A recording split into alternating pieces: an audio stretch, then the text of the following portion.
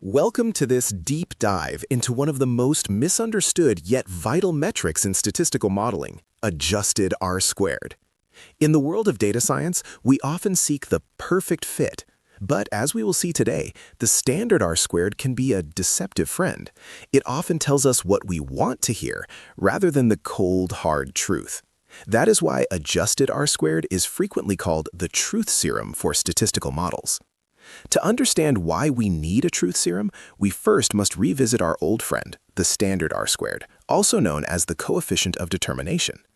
Mathematically, it represents the proportion of the variance for a dependent variable that's explained by an independent variable or variables in a regression model.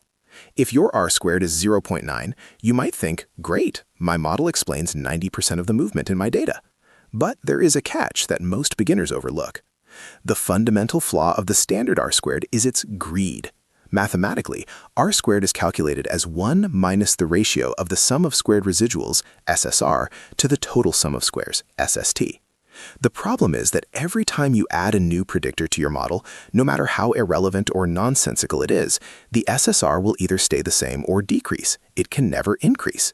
Consequently, your R-squared will always go up or stay the same, giving you the illusion that your model is improving. Imagine you are trying to predict the price of a house. You start with the square footage. Your R-squared is 0.70. Then you add the number of bedrooms, and it goes to 0.75. Then you decide to add something completely random, like the number of birds seen flying over the house on a Tuesday. Surprisingly, the R-squared might tick up to 0.751. Does the number of birds really help predict house prices? Of course not. This is overfitting. You are fitting the noise of the data, not the signal. This is where adjusted R-squared enters the scene. Unlike its greedy counterpart, adjusted R-squared incorporates a penalty for every unnecessary variable you add to the model. The formula is 1 minus the ratio of 1 minus R-squared times n minus 1 over n minus k minus 1, where n is the number of data points and k is the number of independent variables. Notice the denominator, n minus k minus 1. As k, the number of variables, increases, the denominator gets smaller, which increases the value being subtracted from 1, potentially lowering your adjusted R-squared. Let's analyze the mechanics of this penalty. The adjusted R-squared only increases if the new variable improves the model more than would be expected by sheer chance. It balances the reward of a better fit with the cost of adding complexity.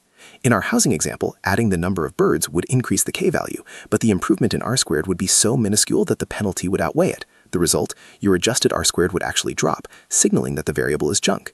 In professional econometries and data science, we follow the principle of parsimony, also known as Occam's razor.